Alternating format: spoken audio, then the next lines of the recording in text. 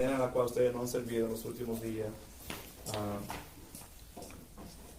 Nosotros estábamos supuestos a comenzar la serie de este libro, Esdras, el mes pasado, pero como ya ustedes saben, no pudimos. Y le agradecemos de todo corazón cómo ustedes nos han servido. Para nosotros ha sido de una gran bendición. Así que gracias. A la misma vez, como me tocaba predicar el mes pasado, el capítulo 1, entonces hoy le voy a predicar 2 sermones en uno. Vamos a estar hablando del capítulo 1 y el capítulo 2.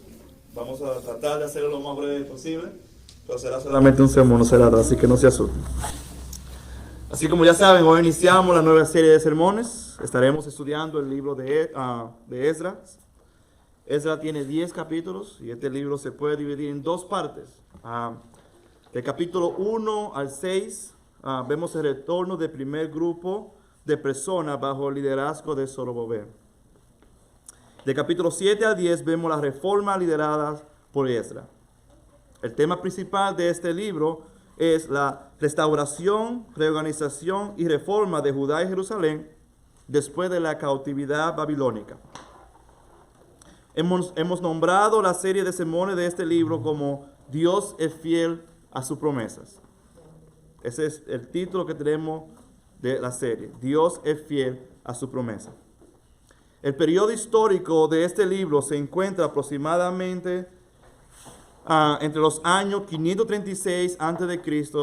y 467 a.C. Dios, por medio del profeta Jeremías, había profetizado de que el pueblo de Israel iba a ser deportado a Babilonia y que el templo iba a ser destruido porque ellos se habían olvidado de Dios. Pero Dios también le dio la promesa de que después de 70 años Dios iba a traer del exilio el pueblo de Israel y también iba a restaurar el templo y sus ciudades. Tú puedes ver esto en Jeremías capítulo 25. La deportación a Babilonia fue en 3 etapas. En la primera deportación en Judá, fue en el año 607 a.C. Daniel y sus amigos se encontraban en este grupo. La segunda deportación en Judá fue en el año 599 a.C. Y Sedequías, hijo de Josías, era rey de Judá en ese entonces. Y la tercera y última en Judá, en esta ocasión tanto el templo como la ciudad fueron destruidos, y esto ocurrió en el año 588 a.C. Un dato importante: la porción del capítulo de Esdras donde nos encontramos hoy en día, lo que se está narrando, está datado en el año 536, cuando el rey Ciro dio el decreto que se construyera o se reconstruyera el templo y la ciudad de Jerusalén, justo 71 años más tarde, después de la primera deportación de Judá a Babilonia, tal como Dios lo había prometido por parte del profeta Jeremías. A Esdras se le atribuye la autoría de este libro. En el capítulo 7 de este mismo libro, Esdras habla en la primera persona, dando claro a entender de que este libro fue escrito por él. También se le atribuye la primera y segunda de Crónicas y el Salmo 119, que es el salmo más grande, más largo de la Biblia. La tradición judío-cristiana también cree de que se le atribuye a Esdras la organización de los salmos que nosotros tenemos hoy en día. Es evidente que este sacerdote amaba la palabra de Dios y se había dedicado toda su vida al estudio de ella y a explicarla al pueblo común, tal como lo vemos que sucede en el libro de Nehemías, donde Esdras explica al pueblo la palabra de Dios. Ageo y Zacarías eran profetas contemporáneos de Esdras. En este año, mientras estudiamos el libro de Esdras, quiero animarte a leer los siguientes libros: Jeremías, Daniel, Ageo, Zacarías y Nehemías, y también puede agregar Ezequiel. Créeme que será de mucha bendición para tu alma ver a Dios ser fiel a su promesa, aun cuando el pueblo no fue fiel a él. Así que si no tenías un plan de lectura para este año, te acabamos de dar uno. Ahora vamos al texto que tenemos. La idea principal que tengo para hoy, para nosotros, es que Dios está en control de la historia. y los registros de los detalles más pequeños apuntan a esta soberanía de Dios. Nos muestra lo que es la soberanía de Dios. Y esto lo vemos en dos puntos que quiero desarrollar. Primer punto, Dios es soberano y misericordioso. Versículo del 1 al 6. Segundo, los registros apuntan a este Dios soberano. Versículo del 7 al capítulo 2, verso 70. Así que agárrense. Lo primero que quiero notar aquí es que Dios en su soberanía levantó al rey Ciro. ¿No? Vamos a leer el verso 1 y 2. En el primer año de Ciro, rey de Persia, para que se cumpliera la palabra del Señor por boca de Jeremías, el Señor movió el espíritu de Ciro, rey de Persia, y este hizo proclamar por todo su reino y también por escrito, diciendo: así dice Ciro, rey de Persia: el Señor, Dios de los cielos, me ha dado todos los reinos de la tierra, y Él me ha designado para que le edifique una casa en Jerusalén que está en Judá. Lo primero que quiero notar aquí es que Dios en su soberanía levantó al rey Ciro. ¿Y quién es este rey Ciro? ¿Por qué es importante que su nombre esté aquí?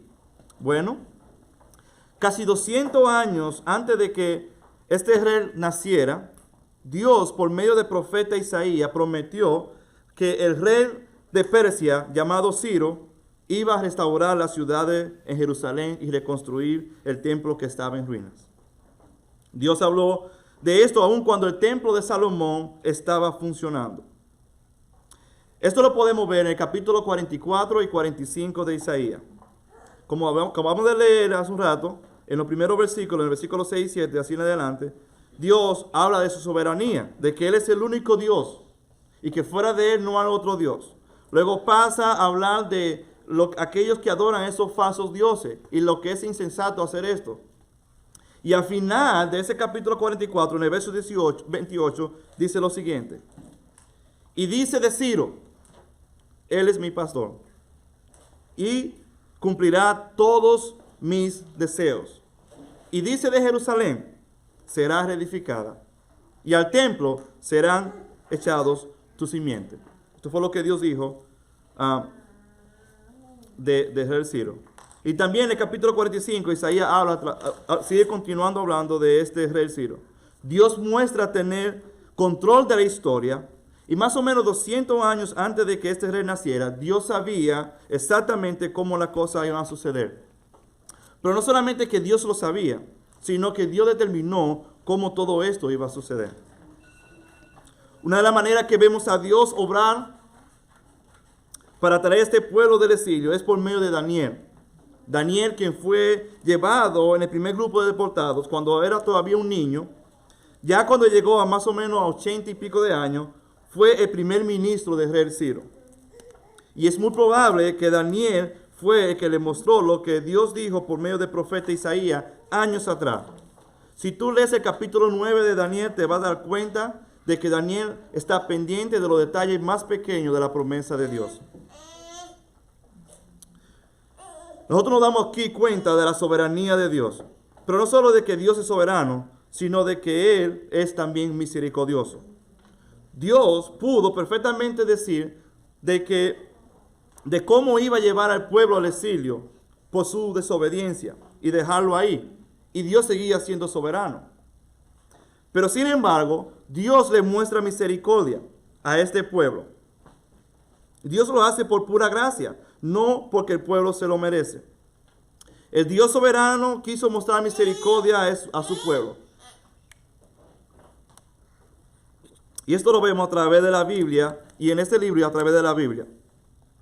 Este es el Dios que en su soberanía y misericordia llamó a Abraham y le prometió ser el padre de las naciones, cuando aún éste no tenía hijos. Luego, cuando la descendencia de Abraham estuvo esclavizada por 400 años, Dios levantó a Moisés para sacarlo de Egipto. Luego, Dios le da al rey David como rey sobre Israel. Y a este rey le promete de que vendrá un rey eterno, el Mesías, el Mesías que lo salvará, ¿no? Años más tarde, Dios, por medio del profeta Isaías, habló de este rey eterno, prometido a David. Pero aún así, el pueblo de Dios se olvida de él. Vemos que Israel abandona a Dios para adorar a los dioses de las naciones. Y por esta razón, Dios lo manda al exilio. Pero Dios lo manda con una promesa de que Él mostraría misericordia en traerlos de nuevo a su tierra y restaurar sus ciudades y el templo. Y antes de continuar con el estudio de Esdras, quiero preguntarte lo siguiente. ¿Crees en la promesa de Dios? ¿Anhelas el cumplimiento de ellas? ¿Es digno Dios de creer para ti? Nuestras acciones van a demostrar cuánto creemos en Dios. Así como vamos a ver en este libro de aquellas personas que por sus acciones mostraron que creían en Dios. En el versículo 1 dice de que Dios fue quien movió el espíritu de Ciro para hacer que los hijos de Israel regresaran a su tierra. No fue porque Ciro es soberano y misericordioso, sino porque Dios es soberano y misericordioso. Nosotros no sabemos a ciencia cierta la condición espiritual de este rey. Y no creo que la Biblia aquí nos esté diciendo cuál es su condición espiritual. Pero de lo que sí podemos estar seguros es de que Dios cumple su promesa. Y de que Él mueve a aquellos que Él tiene que mover para hacer posible que su palabra se cumpla.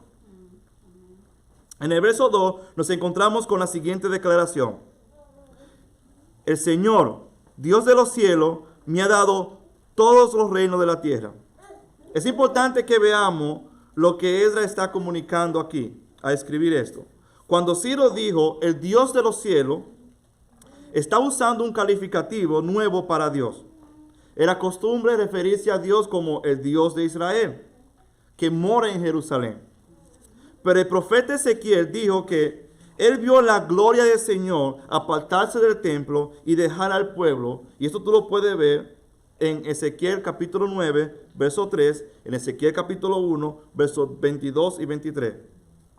Cuando la audiencia original escuchó esto, entendía perfectamente lo que Ciro, este rey Ciro, estaba diciendo con este juego de palabras. El Dios de los cielos. Claro que sí, que Dios es el Dios de los cielos. Pero Israel se relacionaba con Dios como el Dios que está en ellos, entre ellos. Pero ahora Dios los había abandonado por su duro corazón. En el versículo 2 vemos también de que este rey reconoce que él es el rey porque Dios así lo quiso. Aunque él es el rey de todos los reinos conocidos de esa época, él reconoce que Dios es soberano y que él es el rey de reyes y Señor de señores. Oye lo que dice la segunda parte de ese versículo. El Señor, Dios de los cielos, me ha dado todos los reinos de la tierra y Él me ha designado para que edifique una casa en Jerusalén que está en Judá. Este tipo de actitud es necesaria en nuestros días. Si los gobernantes entendieran cuál es la razón por la cual que ellos están donde están, se dieran cuenta que es por la soberanía y la misericordia de Dios. Nosotros también debemos reconocer que la razón por la cual estamos donde estamos es porque Dios así lo quiso. No es porque tú seas habilidoso, que posiblemente lo seas, sino porque Dios es soberano. La pregunta que debemos siempre hacernos es ¿por qué estoy en la posición que estoy? ¿Qué es lo que Dios quiere que yo haga aquí? Y puede ser que la posición en la que estés no sea tan agradable como la de Daniel cuando fue llevado al cautiverio. Pero Dios tenía un propósito para Daniel, también para cada uno de sus hijos. Ya sea que esté estudiando o trabajando, o simplemente en casa con pequeños, Dios te tiene en esa posición porque así Él lo ha determinado, en su misericordia y soberanía. A veces cuando no tenemos lo que queremos, o estamos donde queremos, no lo vemos como un cuidado de Dios. Pero si miramos la vida de Daniel, podemos decir que Daniel no quería ser exiliado a Babilonia cuando todavía era un niño. Pero Dios, en su soberanía y misericordia, usó grandemente a Daniel. Así que, aún en aquellas cosas que no tenemos, Dios sabe por qué no las tenemos. Él es soberano en nuestra vida.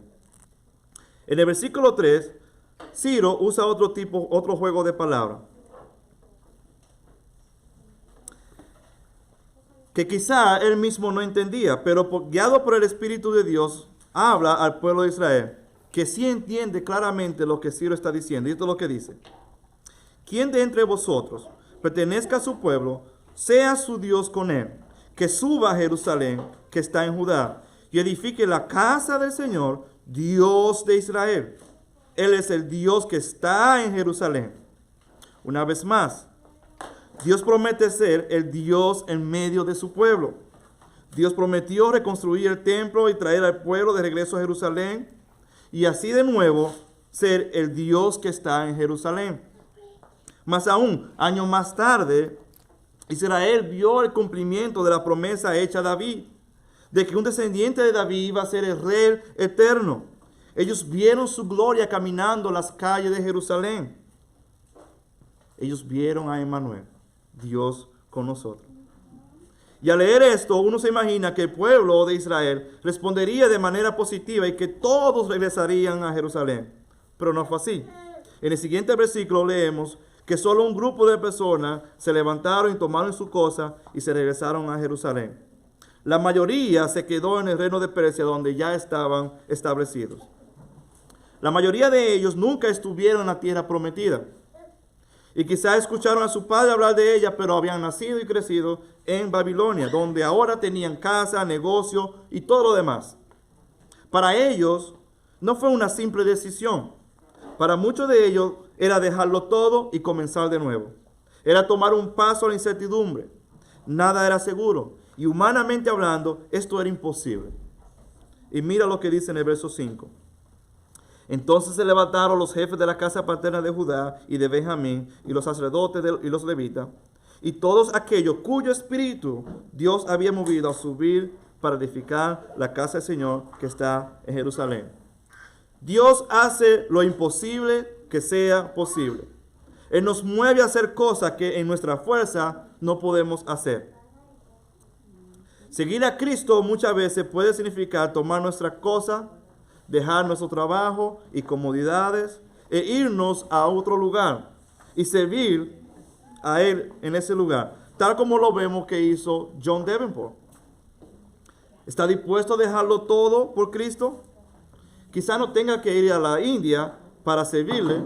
Esto sería maravilloso si así fuera, pero puede comenzar aquí mismo, en su iglesia, con tus vecinos, con tus compañeros de trabajo o de estudio. Creer en Dios es gratis, pero seguirle a Él nos puede costar aún la misma vida. Nosotros sabemos que la salvación es por gracia solamente, que no hay esfuerzos humanos que nos ayude o nos conceda la salvación. Pero ser fiel a Dios es costoso. Jesús mismo dijo así: si alguno quiere venir en pos de mí, niéguese a sí mismo, tome su cruz y sígueme. Lo otro que vemos aquí en el verso 5 del capítulo 1 de Esdras es que Dios escoge quiénes va a construir su templo. Y en esto vemos a Dios actuar de manera soberana y misericordiosa. Es importante porque más adelante en el estudio de Esdras vamos a ver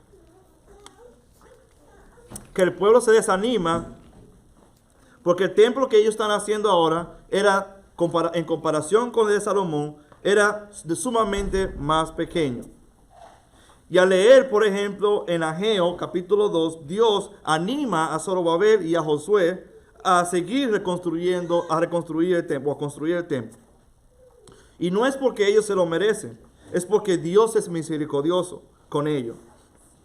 Acordémonos de que ellos se habían olvidado de Dios y adoraron a los dioses falsos de las naciones. Muchas veces nosotros nos olvidamos de que Dios es soberano y misericordioso. Y aún en medio de dolor y de sufrimiento, vemos a Dios obrar de manera misericordiosa. No importa por lo que tú estés pasando en este momento, en algo tú puedes estar seguro de que Dios es soberano y misericordioso contigo. Este sermón me ayudó mucho a mí la vez pasada. Esto voy a hacer un paréntesis. Porque al estudiar de que Dios es soberano y misericordioso, aun cuando tú estás pasando por momentos de incertidumbre, por lo cual nosotros pasamos en la reunión pasada, me animaba a mí a creer en este Dios. Y eso es lo que yo espero que eso produzca en ti. Hasta ahora hemos visto que Dios es soberano y misericordioso. En su soberanía y misericordia levantó el rey Ciro para permitir que el pueblo regresara a su tierra y así reconstruir sus ciudades y el templo de Dios. Este rey Ciro era rey de todos los reinos conocidos, como ya habíamos dicho, de esa época. Ciro era solo una sombra de lo que Cristo es. Cristo Jesús es el Rey eterno, Señor de señores, y su reino no tiene límite. Al contrario del rey Ciro, Cristo reina desde la eternidad pasada hasta la eternidad futura. El decreto de Ciro autorizó al pueblo para regresar a su tierra. La sangre de Cristo por nuestros pecados nos adopta como hijos de Dios y ciudadanos de un mejor reino. Nosotros también tenemos la promesa de que Dios está con nosotros. Este Rey eterno, Jesús, le dijo a sus discípulos y por extensión a nosotros, y hacer discípulos de todas las naciones, bautizándolos en el nombre del Padre, del Hijo y del Espíritu Santo, enseñándoles a que guarde todo lo que os he mandado. Y he aquí, yo estoy con vosotros todos los días hasta el fin del mundo. Tal como el pueblo que subió de regreso a Jerusalén, nosotros ahora tenemos una obra que hacer. Y es de ir y predicar este evangelio a todas las naciones y seguir construyendo el reino de Dios, donde Cristo es la piedra angular. La Biblia también habla de que nosotros somos el templo del Espíritu Santo. Y ahora Dios mora en nosotros, los que abrazamos este mensaje. Y como templo de Dios nunca seremos destruidos, tal como sucedió con ese templo después de ser reconstruido. Porque Dios terminará en nosotros la obra que Él comenzó. Y ahora pasamos al segundo punto. Los registros apuntan a este Dios soberano, versículo 7 hasta el capítulo 2, verso 70. Aquí vemos lo que quizá para algunos de nosotros son detalles sin importancia. Pero aún con estos registros vemos la soberanía de Dios. Lo primero que vemos en el verso 7, versículos 7 y 8 es que Ciro sacó los objetos del templo del Señor que Nabucodonosor se había llevado cuando conquistó a Jerusalén, y Ciro lo pone de regreso a Jerusalén. Versos 7 y 8. También el rey Ciro sacó los objetos de la casa del Señor que Nabucodonosor se había llevado de Jerusalén y había puesto en la casa de sus dioses. Ciro, rey de Persia, lo hizo sacar por mano del tesoro Mitrídates, que los dio contado a Sebasar, príncipe de Judá. Dios en su soberanía permitió que estos objetos fueran llevados a Babilonia, donde fueron cuidados, y luego de que pasara el tiempo indicado por Dios, Él los regresó a su lugar. Esto es lo que dice, por ejemplo, Jeremías capítulo 27, versos 21 y 22. Sí, así dice el Señor de los ejércitos, el Dios de Israel, acerca de los utensilios que quedan en la casa del Señor, en la casa del rey de Judá y en Jerusalén. A Babilonia serán llevados, y allí quedarán hasta el día que yo los visite, declara el Señor. Entonces los traeré y los regresaré a este lugar. Una vez más, vemos la fidelidad de Dios por medio de... vemos la fidelidad y la soberanía de Dios. Dios prometió algo y así lo cumplió. Dios es digno de confiar. Él nunca ha mentido. Lo que Él dice que va a hacer, Él lo hace. Nosotros estamos en Cristo y podemos regocijarnos de esto porque las promesas de Dios en Cristo son todas ciertas. Y vivimos como si ya fueran una realidad en nuestra vida. Lo otro que vemos aquí es un registro de objetos recibidos. Y es que cada detalle es importante. No podemos quitarle méritos a los detalles pequeños que encontramos en las Escrituras. Por ejemplo, ahora que entramos en el capítulo 2, vamos a ver una lista grande de nombres. Y la tentación que nosotros tenemos es de volarnos este capítulo e irnos de una vez al capítulo 3. Pero gloria a Dios que estos detalles y estos nombres están aquí. Y vamos a ver el por qué.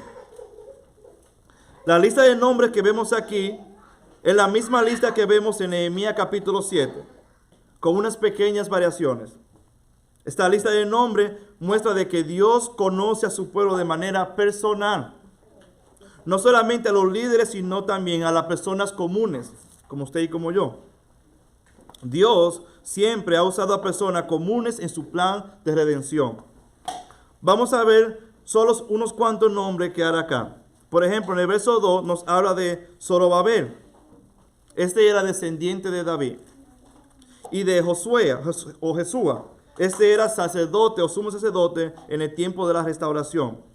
Esto lo vemos en Ageo capítulo 1, verso 1 y en Zacarías capítulo 3, verso 3. También vemos a Nehemías.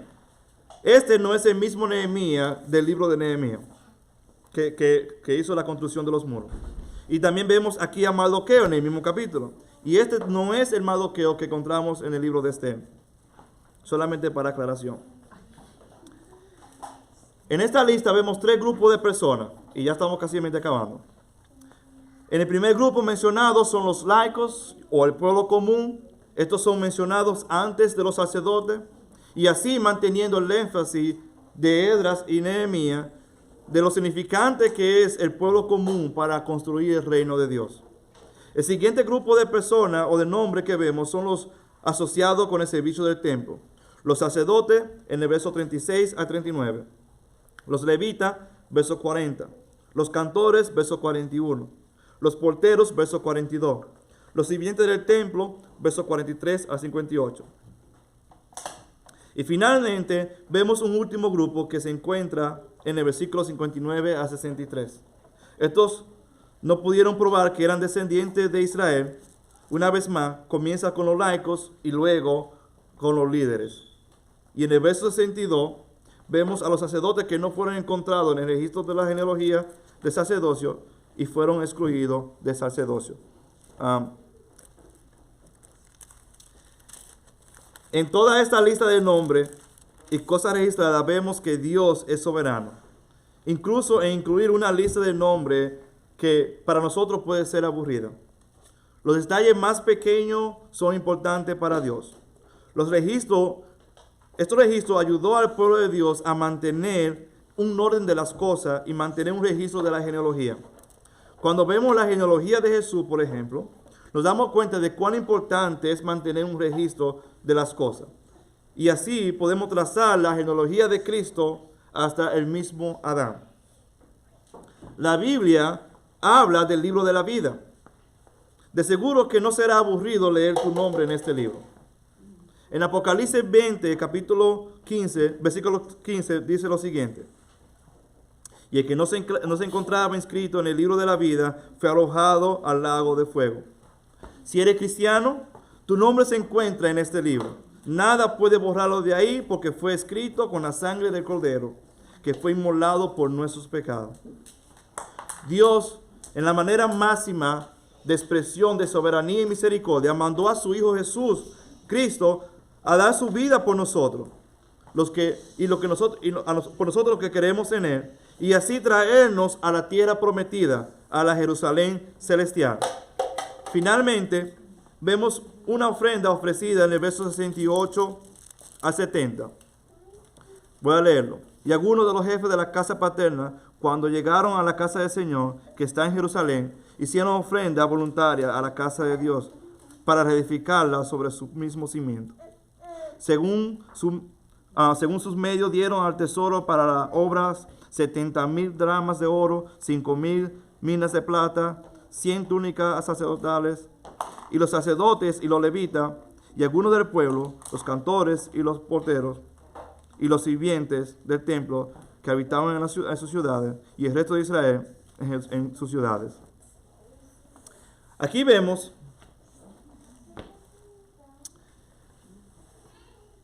un precedente que la Biblia está enseñando, de que nosotros debemos dar a Dios voluntariamente, no por obligación, sino conforme a lo que tenemos, como vemos también en 2 Corintios capítulo 8.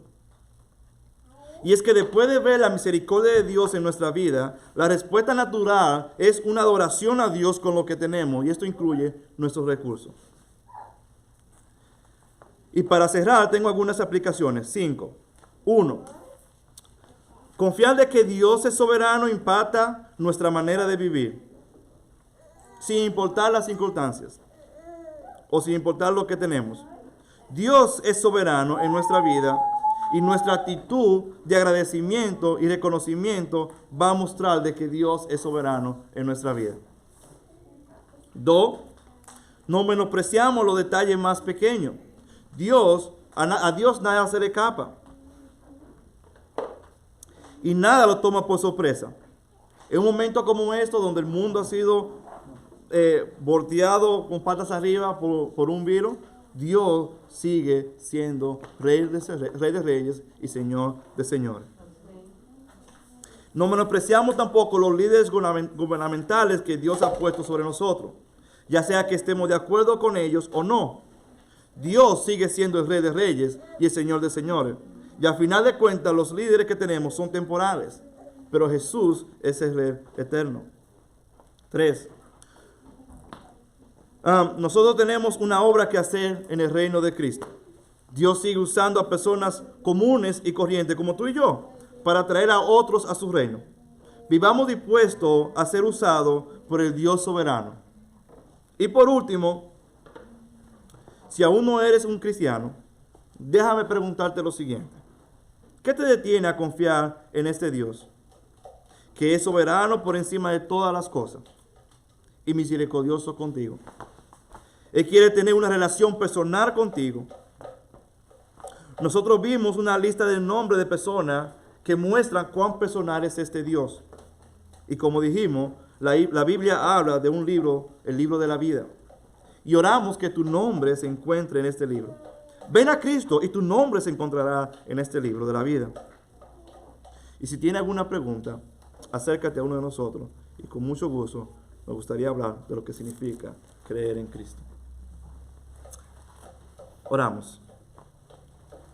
Señor Dios, Todopoderoso, soberano y misericordioso, gracias.